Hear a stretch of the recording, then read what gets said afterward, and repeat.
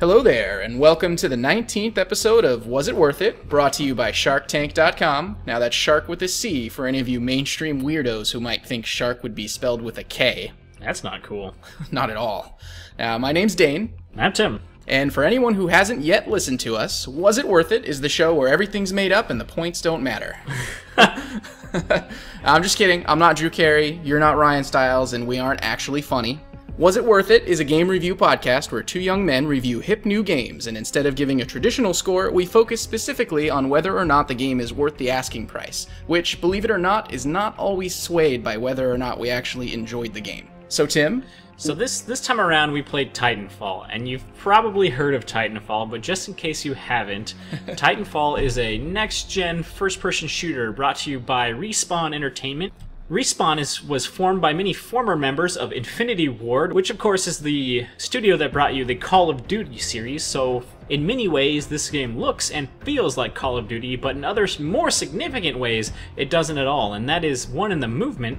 Each player has a jetpack, which allows cool parkour moves like wall running and double jumping. Also, players are allowed to call down giant mechanical armor suit-like vehicles called Titans.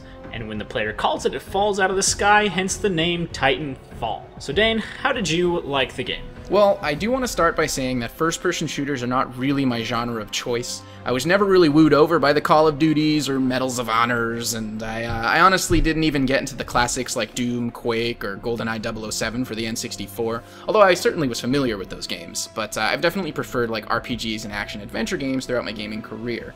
That said, there is a competitive part of me that needs to be satisfied, and of course FPS games have become some of the most competitive games out there, for good and for bad. So the first-person shooters that have managed to catch my interest in the past are like a few of the Halo games, Unreal Tournament, Team Fortress 2, basically the really unrealistic games, whether they're incredibly wacky or just set in a fictional world. In comes Titanfall. It had been quite a while since the last time I regularly played a competitive FPS, and my trigger finger was definitely getting itchy. I love the game's science fiction setting, like especially the giant robots. It's really cool how you're able to switch between being on foot and being in a robot several times throughout each match, and it's seamless. On foot, like you said, you feel really agile. You can scale any surface, run on walls, cloak and sneak around, each within seconds of one another or at the same time. I love the control, and when you get into your Titan, the gameplay changes completely. You know, all of that nimbleness and control kind of goes out the window, but you're suddenly 10 times as powerful to make up for it, and it almost feels like playing two different games that manage to like link together in all the right ways, and it really keeps things varied, and I love that. All of this makes the game's competitive multiplayer feel like just fresh and unique, and for me at least, because you know I don't play that many to begin with, and so I had a lot of fun with it. Now, the game completely lacks a single-player campaign, which is a huge bummer, because the sci-fi story and world actually seem really cool with what they do manage to give you in the multiplayer, and they tried to shoehorn in that online campaign, but it's really just a number of multiplayer matches with like extra bits of story thrown in, and you can hardly pay attention to it because you're trying not to get shot by other players. You're trying to win. Yeah, exactly. Now, the Halo games I want to use as an example. The Halo games are well known for having decent campaigns and stories, while also having incredibly competitive, fun multiplayer modes. They managed to get both of those into the same $60 game, and I don't see why they couldn't have made that work here as well. For that reason, despite how incredibly fun Titanfall's multiplayer matches can be, the game as a whole isn't worth $60 for me. Fortunately, we snagged it with a coupon code for $10 off, so they may not have given us a single-player campaign, but we got to keep our $10. So how do you feel about Titanfall? Well, I kind of have mixed feelings. So coming in, I have a much longer and more storied history with FPSs than Dane, and I'll get into that later. But you know, I don't want to get into that right quite this minute. I thought there's a term that's used to describe first-person shooter games, and it's called time to kill, and it refers to how long it takes you to kill someone. There's high time to kill, low time to kill, and many different things in between.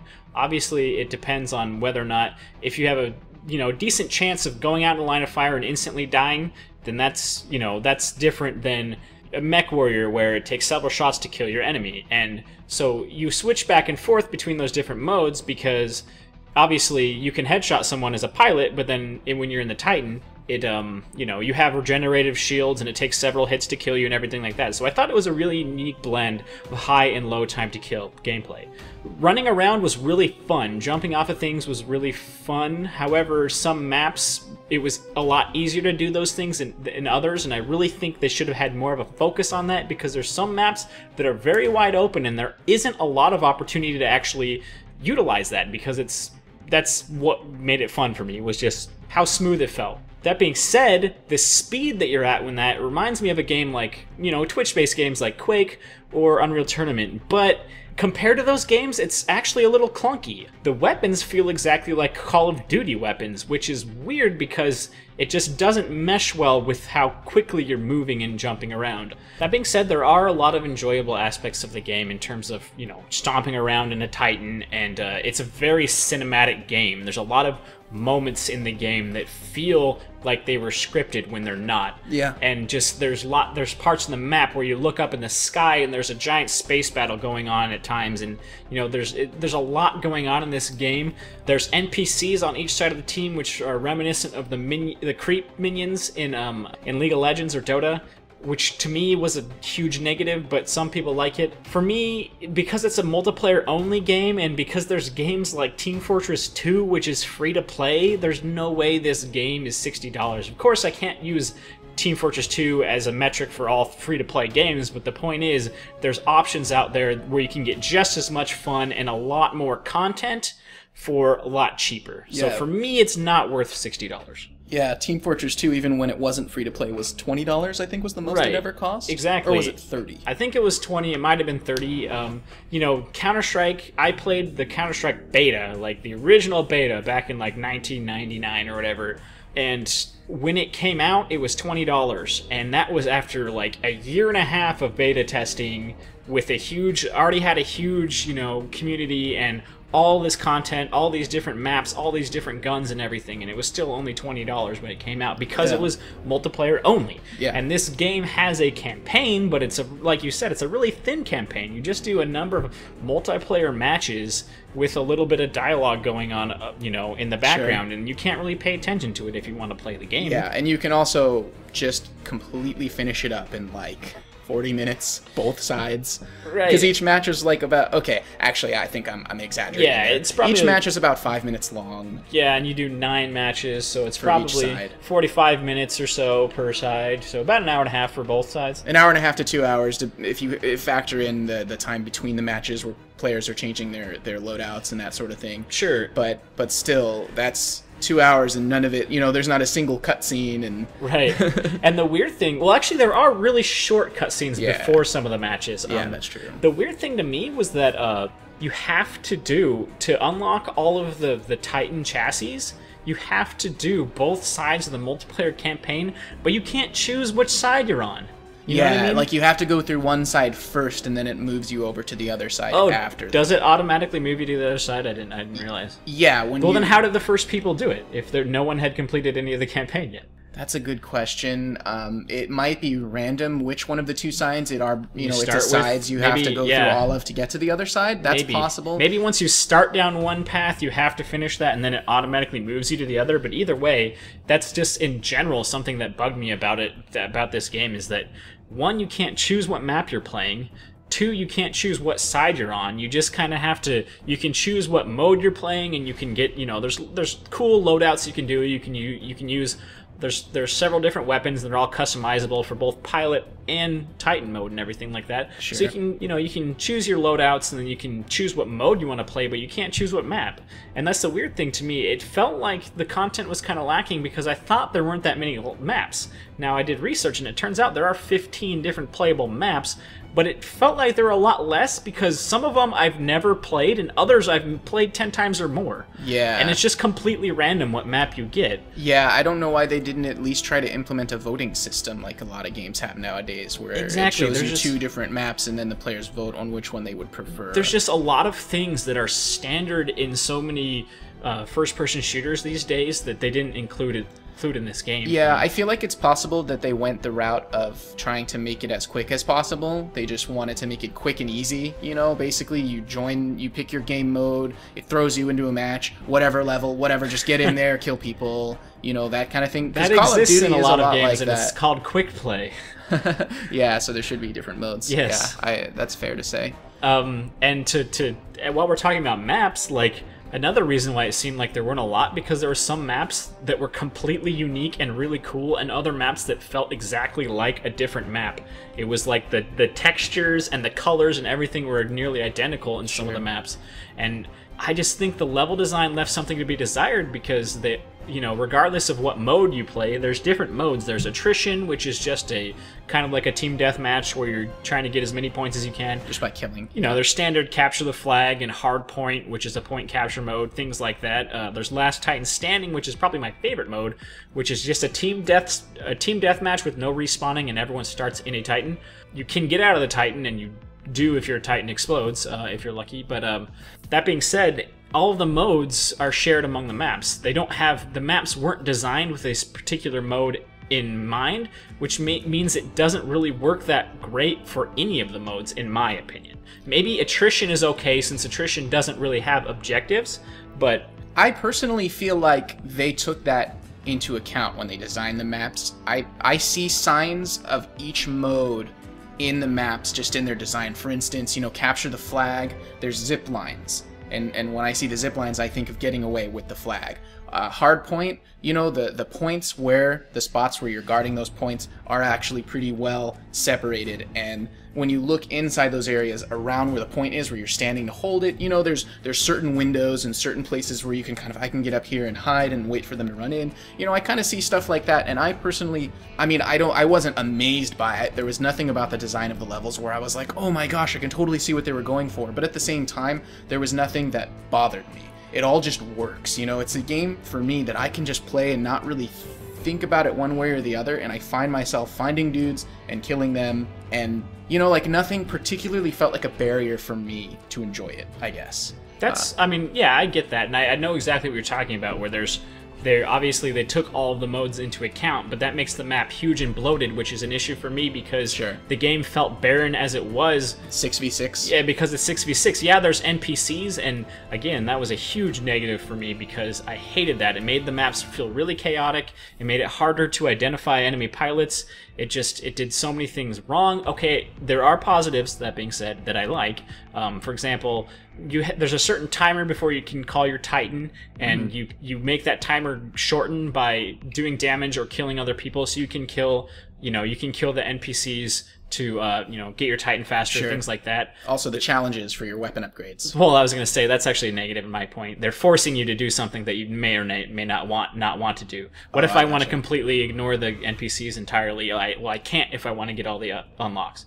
Yeah, well, I wish that, you know, instead of making it so, oh, I want to get this scope for this gun, I have to kill 50 NPCs specifically. It should be players or NPCs. Yeah, exactly. Just get 50 kills with it, and then obviously doing the NPCs would be a quicker way. But at least you have the option. You don't. Yeah. You're not forced into it. Now, that being said, you're generally going to kill NPCs along the way anyway, because sometimes you'll come around a corner and there's a squad of NPCs there, and you're not going to just run by, because you can technically die to them. Sometimes I do leave them alone because I don't want firing my gun to make me show up on enemy radars. That's there you go. That's the number one thing that I hate about the NPCs, is the fact that it gives your position away when you kill them, unless of course you have a suppressor. But that being said, I hated the existence of the NPCs, and they're there to make the map feel less barren, because they have these huge maps and only 6v6. Another reason that the maps have to be so huge is because the Titans are huge, and there's situations where 4 or 5 people on each team is in their Titan, and then you've got 8 to 10 Titans running around. Sometimes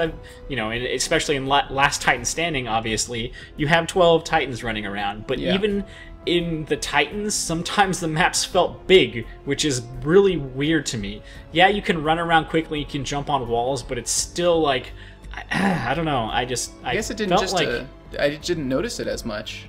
Well, in terms of the largeness. I guess, you know, having played so many first-person shooters in the past, maps are designed for the mode that they're in, you know what I mean? Right. There's like hardpoint maps are often very different from capture the flag maps in subtle ways. They might seem the same because generally there's two sides. There's one side and there's the other. There's, you know, an A on each side, a B on each side, and then a C that's in the middle or something like that. Sure. But the point is, they're designed with a certain mode in mind, and they didn't do that in this game, and I feel like the levels just feel bloated. There's huge sections of the map that felt like it could have been removed for what I was doing, and as a new player, to me that was disheartening because I would get lost. You know what I mean? Yeah, I would get lost you weren't familiar with the maps yet. Exactly. Yeah, I mean that's fair to say, and yeah, because I mean I don't know. I think I'm not the person this game is geared towards, because to me, the quintessential first-person shooters are Team Fortress 2, Unreal Tournament, and Counter-Strike for me. This game felt a lot more like Call of Duty, and I'm not a huge fan of the Call of Duty series, or Halo for that matter, and I think modern first-person shooter players, they think of Call of Duty when they think of the quintessential FPS. Yeah. Or they think of Halo, and that's not me. And I think for people that were really familiar to Call of Duty, this game would feel right because it looks like a Call of Duty in terms of graphics and everything. The guns feel like guns out of Call of Duty, except the Smart Pistol, obviously, but that doesn't feel like any gun from any game. yeah, the Smart Pistol, it has homing bullets. You point, instead of, it's like a reverse gun, because you basically do all of your aiming first, and then, like, well, it's hard to explain. It's like locking on with a homing missile, but with bullets. Yeah. But it's interesting how it works, and yeah. I don't really like it. It's a little weird. Yeah, it's not my style. But what I wanted to say, you said it looks just like a Call of Duty. I mean, that's a positive for this game, though, is that I think the graphics are very nice, and I think the graphics are better than any of the Call of Duties that have existed so far. Yeah, I guess it's because it's next gen. But like I said earlier, it is. I mean, that's probably its biggest, strongest point for me is how cinematic the game is. You know what I mean? So another thing that I wanted to bring up were these things called burn cards, and they're like a temporary bonus that you get, and you activate it at the beginning of a match or at the beginning of your life, and then when you die, you lose it.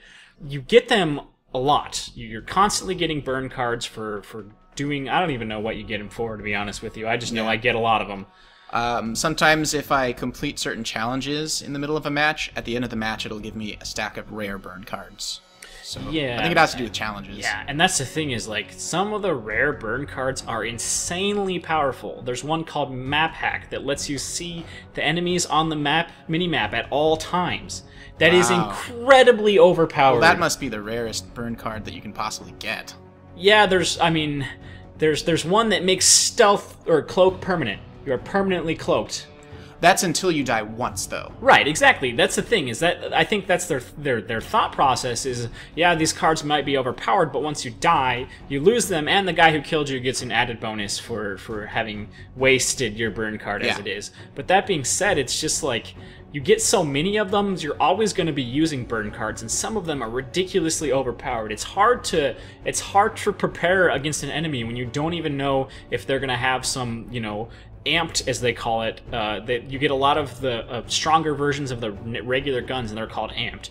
If you don't expect an amped shotgun, you're going to get your balls rocked by it, because those versions of the guns are incredibly strong. Although it is worth mentioning that you can only put 3 burn cards in your hand for the match. So once you've burnt all 3 of your burn cards, which you can do really quickly, you don't have any more burn cards for the rest of that entire match. Right, so but matches are quick. Matches are really quick, and sometimes I don't die or only die once in a match, you know what I mean? So I think it's, you know... Yeah, but it's also worth mentioning that the most overpowered burn cards are definitely the rare ones, and so all the ones that you're constantly getting are generally the same, you know, pretty good, but not that amazing ones. You know, the ones you have available to you are mostly going to be those just kind of plain ones. Right. I guess my complaint for the game is my complaint about the cards is that it makes the game a little more chaotic, and I think that's an issue that it has already, is that it just feels really chaotic. Sure.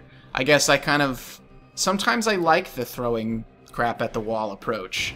I mean, I don't know how to explain my thought process behind that, but to me, like, the way my mind works is so chaotic that, like, I can kind of just jump into that, and I don't know, I find what works for me, and I feel like that's what I did with Titanfall. Without even really processing it, I just jumped in, and it's worked for me thus far. And like I said right at the beginning, you know, even though I really like the experience I've had playing this game, I still don't think it's really worth the full $60. But that's because I have this sort of perspective, right, comparing it with other titles. And yeah, I mean, the multiplayer is great, but it's not $60 great. Yeah, and I mean, it definitely will get repetitive. Yeah, exactly. I mean, I had a lot of fun playing it during its launch week. I'd probably play it for another week, and I don't think I would play it again after that. Sure, yeah, unless you had a group of friends that were really into it, and you were you formed a clan. Yeah, or if whatever. I got into a clan and we got our own sick GeoCities website. Yeah. That being said, I don't think this game was built well for a competitive scene, and I don't think they were going for that. I think they were going for a more casual. I don't see there being feel. any Titanfall tournaments with $1 million payouts or anything. Absolutely like that. not. That's actually something that was kind of a disappointment for me. Is I came into the game thinking it would be more of a competitive experience, but it turned out to be less competitive. But that being said, I still had some fun, but it was also frustrating. So I think we've said what we need to say about Titanfall. Yeah, I'd say so. All right, so next week, what game we're going to be doing? I don't even remember how to pronounce it. It sounded kind of German. What was it called? Luftrausers. Luftrausers, yes. It is a, like an arcade-style World War II fighter plane, kind of, but like a 2D, retro graphic style one. Oh, yeah, sure. Like the one that always comes to mind, I think it was called 1942, was like the big one from back in the 90s. It was Capcom, fighter plane, biplane. I don't think I ever played it, yeah. Oh, okay. Yeah, I don't know if I played it, but it was pretty much in every single arcade. Huh, interesting. But yeah, it's a World War II. I mean, not only is it like a retro style World War II shoot 'em up, like plane shooter game, but it looks like it has lots of really cool modern elements in terms of customization. Yeah, there's a lot of, you can customize your planes, like at different weapons, different engine types, and all that kind of stuff. And the stuff they were showing in the trailer, like the stuff that's flying at you on the screen, it actually had a really cool, almost like cinematic, quality to it. I mean, as much as 2D can get in that regard. Sure, yeah. There was just, it looked really action-packed. And while I'm not usually a fan of shoot-'em-up games, it looked like fun, and I think I'll enjoy it. I hope I'll enjoy it. Yeah. But you'll find out for our 20th episode of Was It Worth It? And just to remind everybody, especially if you didn't listen to the episode, I think it was 4 episodes ago where we mentioned this was going to happen, but that episode 20 is going to be the last episode of this quote-unquote season of episodes. We're going to take a break after that and come back at you, in sometime in the future, maybe after summer or something, during summer, I don't know. Yeah. We'll figure it out. Yeah, we're kind of winging it right now, but thanks for listening, guys. Yeah, in the meantime, check out SharcTank.com. That's Shark with a C. Yep. All the other stuff on our YouTube channel is awesome. We do tabletop game shows. Let's plays. Co-op Let's Plays. Yeah. So there's a lot of good stuff. Like, comment, subscribe. Catch you later. Take it easy.